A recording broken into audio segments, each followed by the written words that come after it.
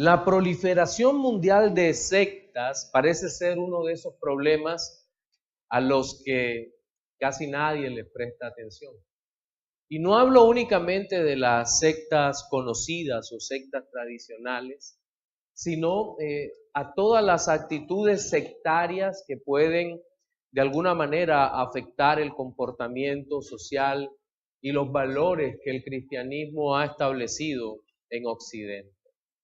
¿Qué es una secta? Una secta es básicamente un grupo de personas que tienen un objetivo por lo general religioso común para vivir y que es dominado por un líder que es muy carismático y que llega a todas las personas. Estos líderes por lo general son personas abusadoras, hombres que dirigen la congregación siempre inclinándolas hacia sus propios beneficios.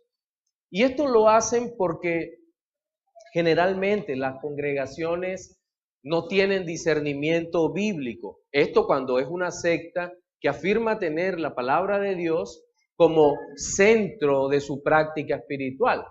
Cuando la secta no tiene la palabra de Dios como centro de su palabra espiritual, es menos cuestionable aún su autoridad. Ahora bien, el pueblo de Dios tiene hombres o es dirigido por hombres que deben ser guiados por la palabra de Dios en espíritu y en verdad.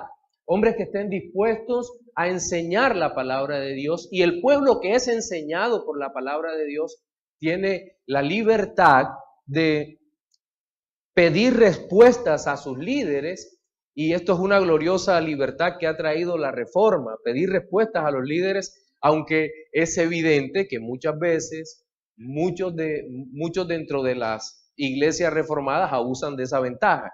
Pero lo cierto es que es una buena práctica que ayuda a crecer tanto al líder, al que está enfrente, al ministro, como a la iglesia.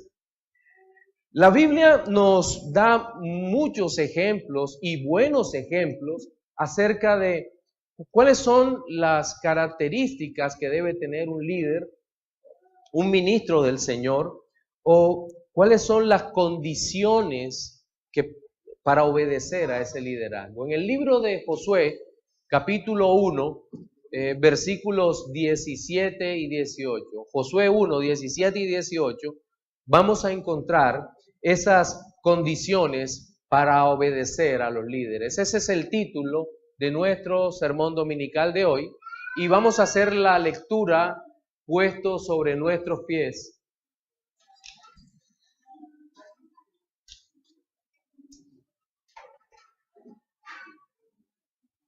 Dice de la siguiente manera: de la manera que obedecimos a Moisés en todas las cosas, así te obedeceremos a ti.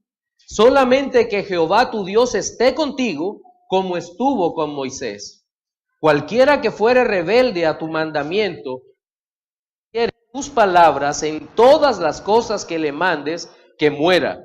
Solamente que te esfuerces y seas valiente. Amén.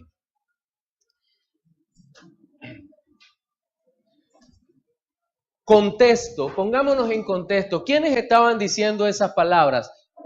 Los rubenitas, gaditas y la media tribu de Manasés, justo antes de entrar a conquistar la tierra que Dios les había dado a los israelitas. Los rubenitas, gaditas y la media tribu de Manasés habían mostrado su compromiso, su solidaridad con sus hermanos de entrar a conquistar la tierra que Dios les había dado, pues ellos habían claramente expresado que no querían heredar juntamente con sus hermanos, porque habían entendido que las tierras que estaban al oriente del Jordán eran tierras buenas para sus ganados. Y por esa razón, ellos habían decidido permanecer fuera de Canaán, pero ayudando a sus hermanos a realizar su conquista. Y tal vez por esa razón le dicen a Josué en este momento que ellos serán obedientes en todo. Yo no sé si eso sea una buena o mala noticia para Josué. Pero dos asuntos básicos encontramos en estos dos versículos. El primero a considerar es que tal vez por convencimiento propio o ignorancia, el pueblo creía que la obediencia que le habían dado a Moisés había sido una obediencia que en este momento era un modelo a seguir y que garantizaba que podían estar seguros de que ellos iban a obedecer. Eso no era del todo cierto, ¿verdad? Ellos, pero pedían, exigían que Dios estuviera con Josué como había estado con Moisés. Y un segundo aspecto es que no solo pedían al nuevo líder que tuviera el respaldo de Dios, sino que también exigían que el líder fuera fuerte, valiente, lleno de coraje, decidido. En esos dos puntos se va a centrar la exposición dominical de hoy y vamos a iniciar hablando de la primera condición impuesta para la obediencia del creyente a sus líderes, y es que Dios esté con ellos. Voy a leer en la versión nueva Biblia al día. Dice: te obedeceremos en todo, tal como lo hicimos con Moisés. Lo único que pedimos, casi nada, es que el Señor esté contigo como estuvo con Moisés. El ser humano siempre anhela ser dirigido por alguien casi perfecto en todas las actividades. No hay una sola. Queremos en nuestras empresas, queremos jefes perfectos. En las universidades queremos profesores perfectos. En nuestros hogares queremos padres perfectos. ¿No es una exigencia un poco alta? Sí, pero eso es lo que pedimos. En la iglesia queremos que el pastor sea perfecto, que el que dirija la nación sea alguien perfecto. Eso no nos permite ponderar el verdadero valor de los líderes. ¿Por qué? Porque solo cuando el líder parta definitivamente con el Señor, vamos a tener una visión completa de cuán importante es el líder para esa congregación, las personas que Dios ha levantado. Y el caso de Moisés, regresando en el texto, era un caso particular, único en todo el Antiguo Testamento, porque es evidente el servicio que había prestado Moisés en cuanto a piedad, dedicación al Señor y la clase de varón que fue en el servicio al Señor. No sé si con el pueblo de Israel estaba pasando algo muy parecido a lo que ocurre con nosotros cuando tenemos un buen líder, una persona que le sirva al Señor. Nos acostumbramos tanto a los dones de Dios que esos dones terminan siendo algo normal, cotidiano o incluso ordinario. Nos da esa impresión. Y puede ocurrir. Cuando llega Moisés al mando de los ejércitos de Israel, llega no por una situación coyuntural, porque cayó allí porque sí, o porque murió Moisés y había que subir a alguien. No, esto estaba dentro de la providencia de Dios, que había creado a un hombre con las características particulares de Josué para que dirigiera la conquista de Canaán. Esto estaba dentro de la gloriosa providencia de Dios. Pero revisemos nuevamente lo que está ocurriendo. Van a entrar a Canaán, el pueblo promete obediencia y aquí hay una primera falsedad en el pensamiento. Estos hombres tenían una falsa percepción de su propia virtud. ¿Qué es lo que estaban diciendo? Miren, es inquietante. Estas 2 tribus y medias le estaban diciendo a Josué, evaluando muy mal, creo yo, sus propias virtudes. De la manera que obedecimos a Moisés, te obedeceremos a ti en todo. Bueno, les decía que yo no sé si eso es una buena o mala noticia. Porque si empezamos a mirar la historia del pueblo de Israel, incluidas estas 2 tribus y medias, desde la salida de Egipto hasta aquí, al borde del Jordán, al borde de Canaán, ¿qué encontramos en la historia? Desobediencia, desobediencia, desobediencia, desobediencia y desobediencia.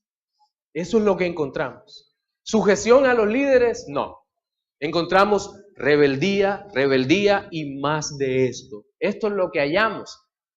Y sin embargo hay una valoración particular de estos hombres en donde nos dice, De la manera que servimos a Moisés, te vamos a servir a ti. Cualquiera de nosotros que tenga la Biblia hoy diría, oh no, si van a servir de esa manera, eso no es garantía de absolutamente nada. Eso está alejado de la realidad. Este pueblo es desobediente, rebelde, poco amoroso, cobarde y poco sujeto a la autoridad constituida por el Señor. Qué terrible era esta situación. Pero estos hombres estaban convencidos de sus propias capacidades, de virtudes, y anteponían su propia fama a esta situación que se estaba presentando. Yo creo que nosotros ofreceríamos la misma clase de garantía hoy en día. Confía en mí, soy un tipo confiable. Pastor, confía en mí, soy un tipo confiable. Mire, de la manera que me sujeté, me voy a sujetar ahora. Pero el hecho es que bíblicamente deberíamos anteponer la dependencia a la gracia de Dios, el saber que Dios está trabajando con su misericordia en nosotros y que podemos ser fieles al Señor, estando convencidos de que Cristo es nuestro Rey y de que ha puesto a hombres para dirigir a su pueblo. Esta es una primera consideración. Pero también creo que hay un asunto aquí y es la condición mental y la necesidad de seguridad que es dada por Dios. Miren, todo ser humano, aún los redimidos, tenemos una condición mental en donde parece que necesitamos que Dios asegure nuestras victorias a través de una serie continua de promesas. Y esto estaba pasando en estos hombres. Y esa realidad se hace visible en los hijos de Israel, que le exigen a Josué una condición imposible de cumplir. ¿Y cuál es la condición imposible de cumplir? Nada menos que Dios estuviera con Josué, pero no de cualquier forma, de la manera en que estuvo con Moisés. No sé si ellos eran conscientes de lo que estaban pidiendo. Queremos una fotocopia a color de Moisés. ¿Puede ser eso, Josué? No, no puedo ser eso. Claro que Josué no contestó eso. ¿Ustedes saben lo que Dios dijo de Moisés, lo que había dicho? Números 12 del 6 al 8, primera parte, dice, y les dijo, oíd ahora mis palabras, cuando haya entre vosotros profeta de Jehová, le apareceré en visión, en sueños, hablaré con él, no así a mi siervo Moisés, que es fiel en toda mi casa. Cara a cara hablaré con él y claramente y no por figuras. Hay una diferencia enorme en la comunión que tenía Moisés con Dios y la que a partir de ahora cualquier hombre del Antiguo Testamento iba a tener con Dios. ¿Por qué? Porque así lo había decidido el Señor. He decidido, el Señor ha dicho, amar más a este que a los demás. ¿Por qué? Porque Dios es soberano. Y es que para el hombre, mis hermanos, para nosotros es imposible atraer la presencia de Dios al igual que está en otro creyente. Usted tal vez admire profundamente a un predicador, los que están llamados al ministerio, o la vida de algunos que podemos leer, pero tal vez Dios no decidió que usted tenga el mismo grado de comunión que tiene con ese, o que tuvo con ese creyente. La presencia visible de Dios en nuestra vida no puede provocarse a través de prácticas religiosas, éticas, místicas o de cualquier otra clase. Es imposible. Seguramente del contexto en que muchos de nosotros venimos, esa idea se enquistó en el alma. No, si quieres la presencia de Dios tienes que ayunar tantos días, orar en la madrugada, leer más capítulos de la Biblia, tienes que hablar de tal forma, y ahí aparecen los estigmas, los modismos, los estereotipos de lo que debe ser un creyente, saludan de una manera particular. Creo que nos damos cuenta de eso, ¿verdad? Hace tal vez 30 años cuando empecé en el Evangelio, yo empecé muy pequeño. El saludo común era estirar la mano y decirte, Dios te bendiga, varón. Y ese era el lenguaje universal en que es como se debía saludar a todo el mundo.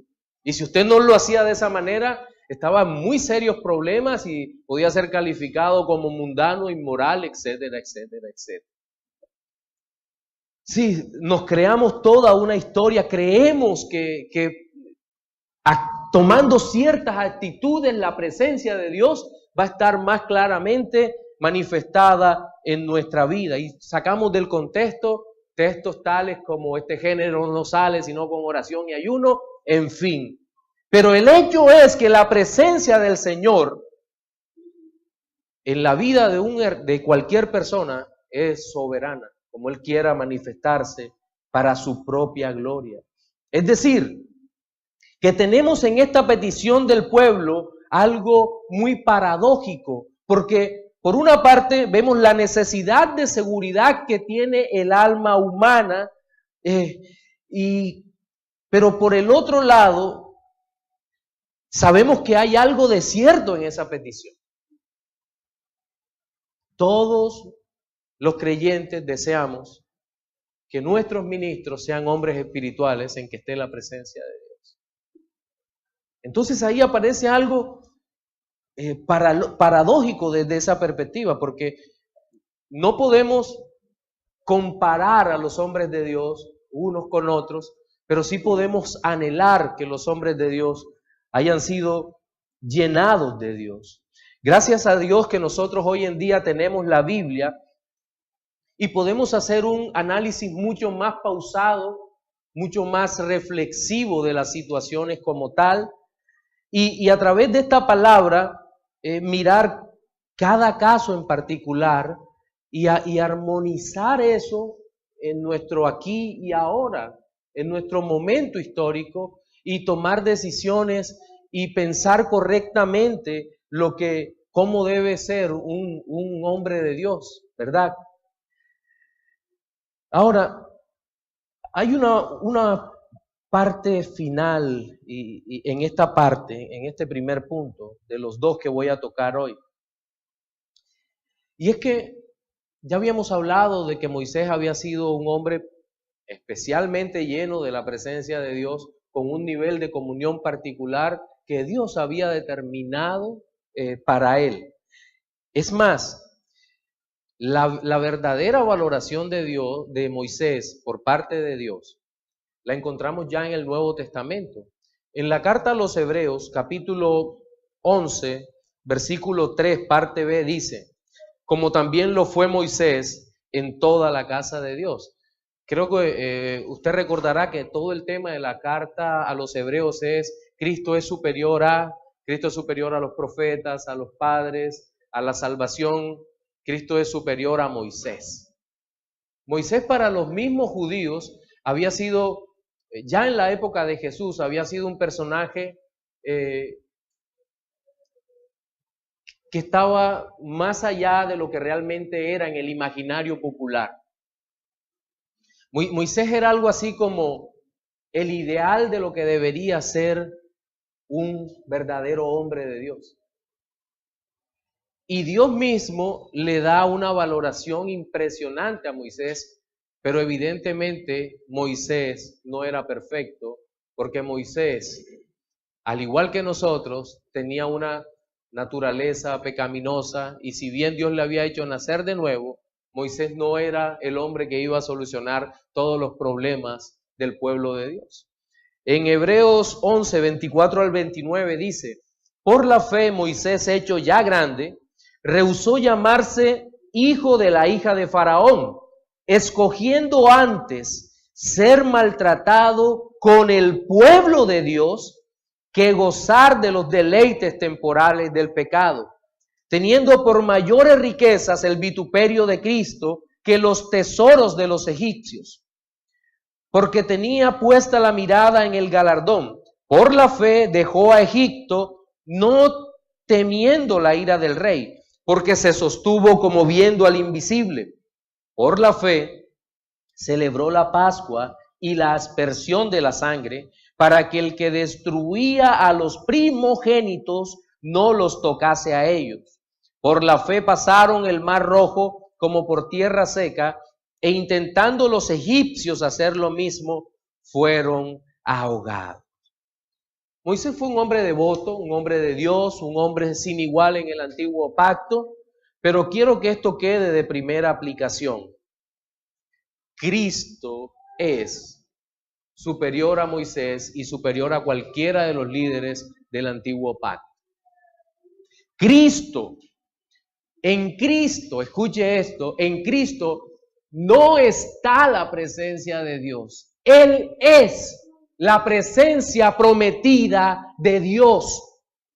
Jesús no es un líder que viene a rescatarnos, que representa a un libertador superior. Cristo es nuestro libertador. Cristo es nuestro redentor. Él es quien va delante de nosotros y quien ganó una guerra que nosotros, con nuestros propios recursos, no podemos ganar. Y tal victoria nuestro Señor nos las ha dado a nosotros.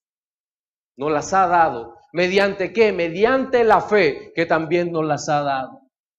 Entonces, creemos que es nuestro modelo a seguir, nuestro verdadero Redentor, Salvador y el modelo glorioso de lo que es un verdadero líder. Es nuestro Señor Jesucristo. Hasta aquí vimos el primer requerimiento del pueblo para obedecer a su líder. Se trata de que Dios esté con él. Pero ahora entraremos a la segunda condición para la obediencia del creyente a sus líderes, y es que tengan valor y constancia.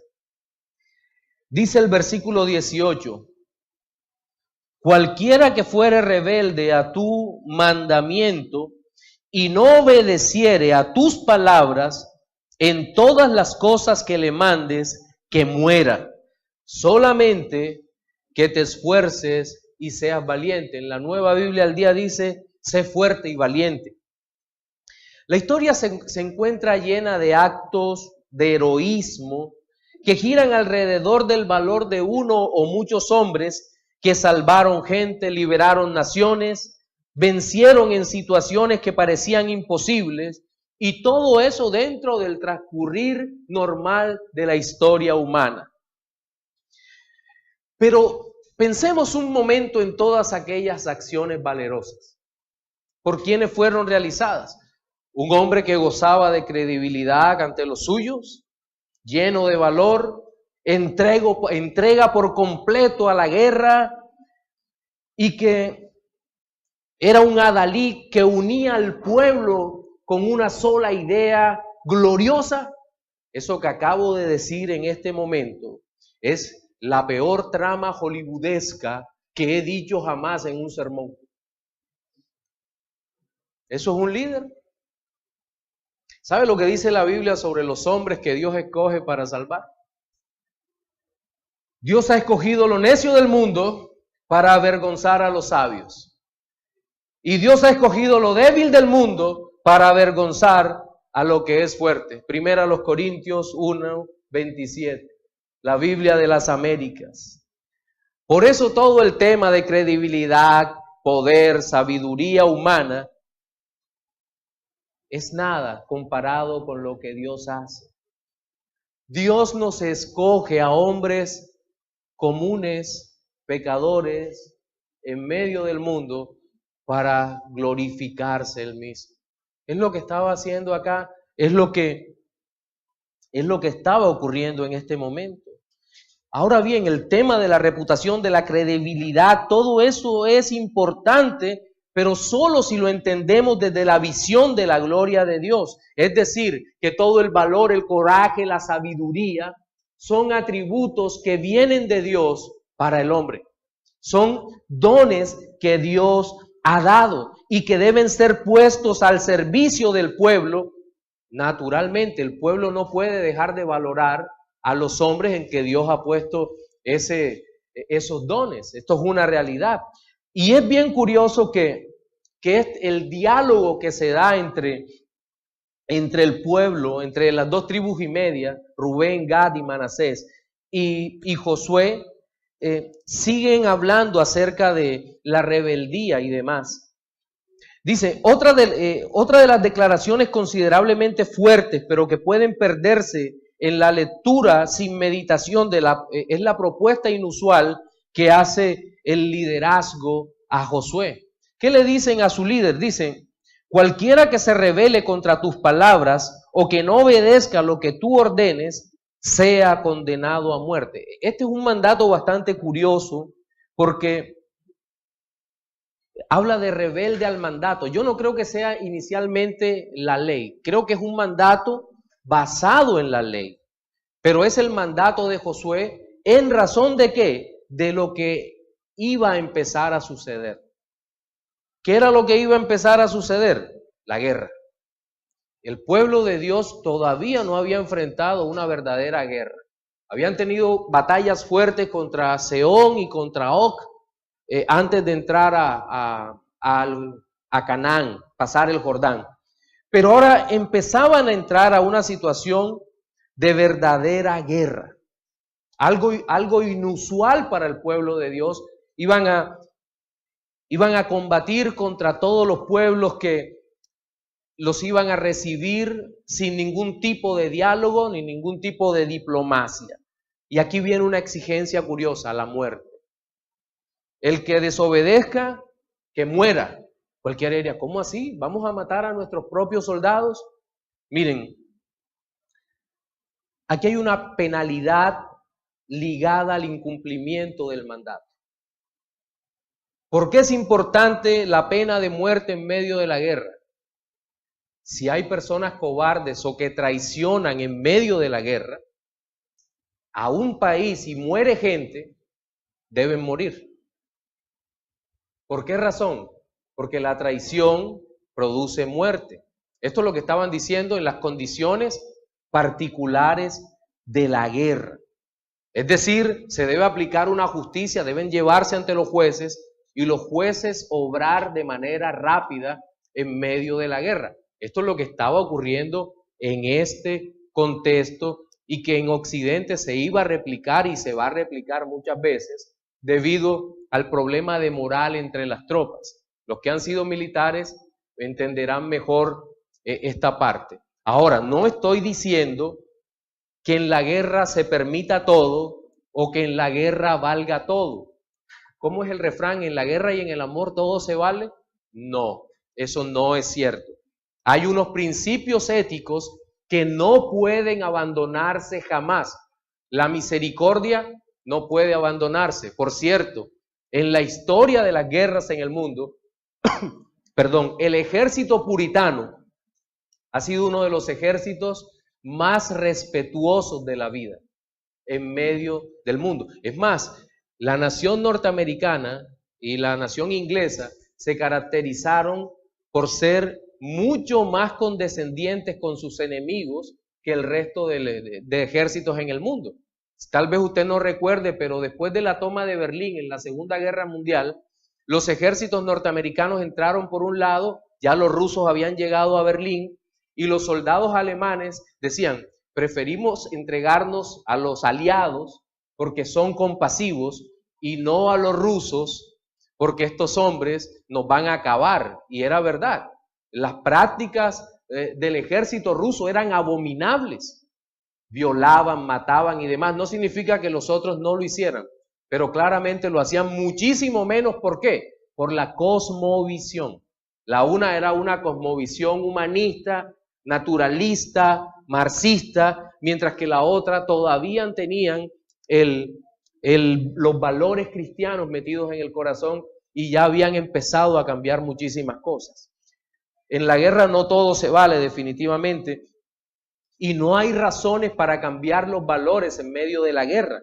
La guerra es una situación difícil, pero no implica que se cambie todo. ¿Qué vamos a cambiar? Sí, la manera de actuar y de vivir. Seguramente en medio de una guerra lo haremos. No creo que sea buena idea en medio de la guerra salir a tomar el sol, en medio de una batalla. Es un poco difícil, o que en una noche estrellada prendamos una fogata para quemar las peticiones. Que seguramente nos vamos a levantar muy cerca de Dios si eso ocurre. Pero lo que creo es que bajo ciertas circunstancias de guerra se requieren acciones disciplinarias eficaces y rápidas para no perder el ánimo de las tropas. Y como decía, la traición debe ser juzgada. De seguro, este pasaje a los pacifistas no les hace ninguna gracia, ¿verdad? Dirán, no, el pastor está predicando sobre guerras. No, hay momentos en la vida de una nación en que la única salida es una guerra. Hay guerras justas. Hay guerras que no deben tomarse, pero hay guerras justas. Y cuando aparece una guerra justa, ¿qué necesitamos? Soldados. No necesitamos diplomáticos. No, necesitamos soldados que luchen en la guerra. Hombres que tengan inteligencia. Miren, justo antes de la Segunda Guerra Mundial, el primer ministro inglés era Neville Chamberlain. Era un hombre, entre comillas, de paz, más amante de la diplomacia que de la confrontación. Pero al momento que inició la guerra, eligieron a Winston Churchill como primer ministro, con el apoyo del rey. ¿Por qué? Porque era un hombre de guerra, un hombre que sabía hacer la guerra. Y este hombre nunca traicionó sus principios. Él habló sobre la necesidad de restituir el orden en toda Europa y en consecuencia en todo el mundo. Y la máxima de Churchill era no claudicar y que era preferible morir todos que rendirse ante Hitler. Miren, la idea de paz a cualquier precio es algo, escúchenlo bien, diabólico. Paz a cualquier precio es diabólico, cobarde. Es la peor de las sinvergüenzuras que nosotros podamos imaginar. Nosotros no hacemos la paz con el diablo. Preferimos morir que vender los principios en donde Occidente ha sido estructurado. ¿Cuáles principios? Los principios del cristianismo bíblico. Pero ¿qué valoración tenemos de la guerra? Muchas veces creemos que la guerra es lo peor de lo peor. Y no es así, no es cierto. Dice C.S. Lewis en su libro El peso de su gloria. ¿Qué le hace la guerra a la muerte? Desde luego, no la hace más frecuente. El 100% de nosotros moriremos y ese porcentaje no puede aumentarse. Totalmente real. No estoy minimizando el efecto devastador, el dolor, la muerte en la guerra, la pérdida de vidas. No estoy minimizando eso, pero estoy enfocándola como la enfoca la Biblia. Hay cosas peores que la guerra y peores que la muerte.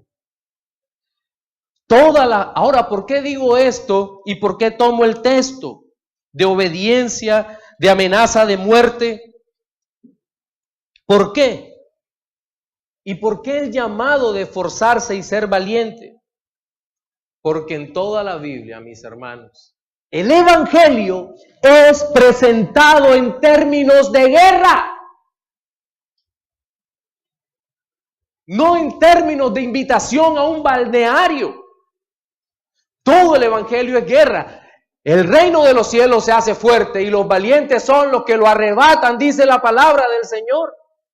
Efesios 6 es una clara muestra de cómo debemos enfocar nuestra vida cristiana. ¿Qué nos dice Efesios 6? Bienvenidos a la playa del Señor. Abierta 24 horas, piña colada gratis. Eso no dice la palabra del Señor. Dice que cuando nos envolvemos en esto es envolverse en un ejército.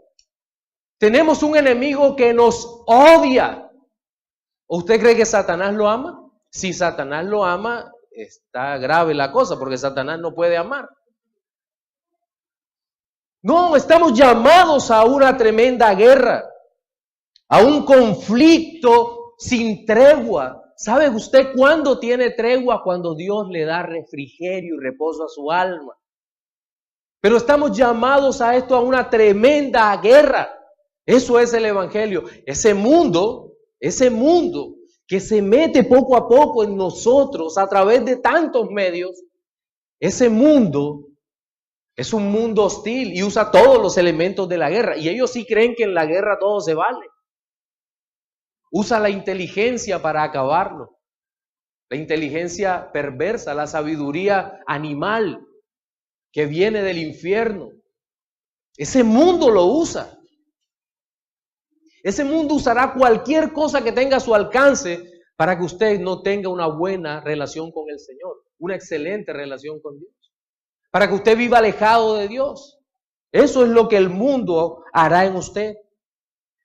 Y es por eso que necesitamos, y es por eso que creemos que los líderes deben ser fuertes y valientes.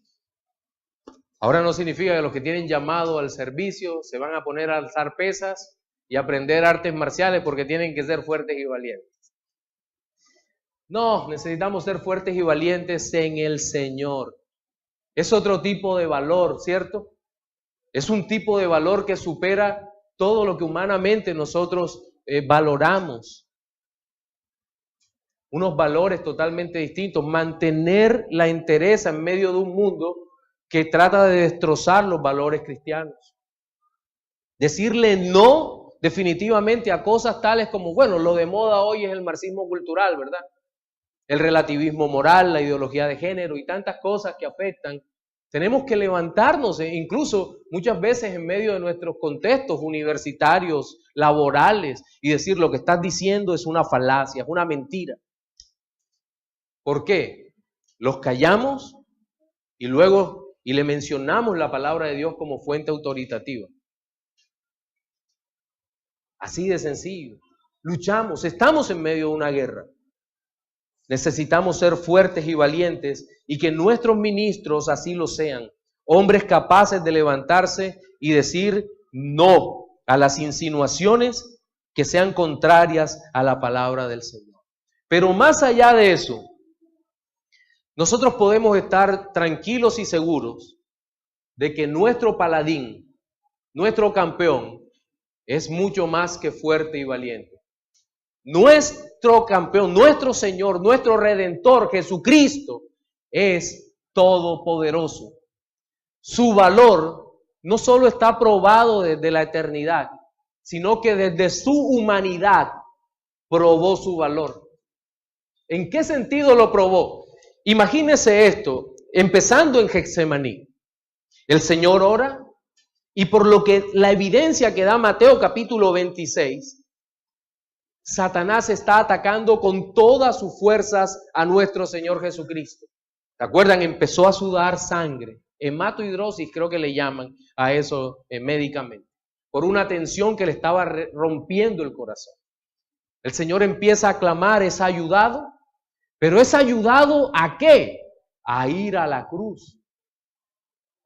A soportar un dolor mayor. No solo el dolor físico, sino el dolor espiritual de experimentar el fuego del infierno crucificado en la cruz del Calvario. Su vista puesta en el Padre, en la gloria de Dios, pero su alma con cada uno de vosotros. Mirando la salvación que se estaba consumando allí en la cruz del Calvario. Dejando que lo vituperaran, sufriendo la peor situación que un hombre jamás hubiese podido sufrir. Y a pesar de eso, levantarse en completa victoria. Si murió en la cruz, es una realidad, que esto quede como aplicación. Murió en la cruz del Calvario, fue bajado, envuelto en una sábana, puesto en un sepulcro, pero el valor de esta gloriosa victoria se vería el domingo en la mañana. Cuando aquella piedra salió, explotó aquella piedra, se quitó, fue rodada delante de él y se levantó la valerosa y valiente guardia que estaba delante de él. Se paralizó del miedo y dieron el reporte correcto ante los sacerdotes. Él ha resucitado. Y esa es la noticia que nosotros hoy tenemos sobre nuestro líder, nuestro único Salvador. Hoy podemos decir, Cristo vive, vive para siempre. Está en los cielos, nos guarda, nos cuida y es un líder confiable, lleno de valor, lleno de fuerza, lleno de coraje, sabio, todopoderoso y nos ama. Qué gran noticia para nosotros. En nuestro sermón dominical de hoy hemos tocado dos condiciones relacionadas con la obediencia del creyente a sus líderes.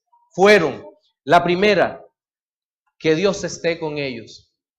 Y la segunda, que tengan valor y constancia. Reflexiones finales para los no creyentes. Seguramente, amigo que nos escuchas, tú has tenido muchas personas que han dirigido tu vida. La mayoría te habrá decepcionado, es cierto. Y te han decepcionado porque Dios no está con ellos. El único que es a prueba de decepciones es nuestro Señor Jesucristo. Corre a sus pies en arrepentimiento y fe. Entrega tu vida. Suplica que te conceda el arrepentimiento. Y solo así podrás disfrutar de la vida eterna. Para los creyentes, recordemos, amados, que nuestros ministros no son hombres perfectos. Exhortémosles a permanecer en Dios, a esforzarse y ser valientes, pues la labor que tienen por delante es de tipo espiritual y solo con la guía del Espíritu Santo pueden realizarlas. Oremos.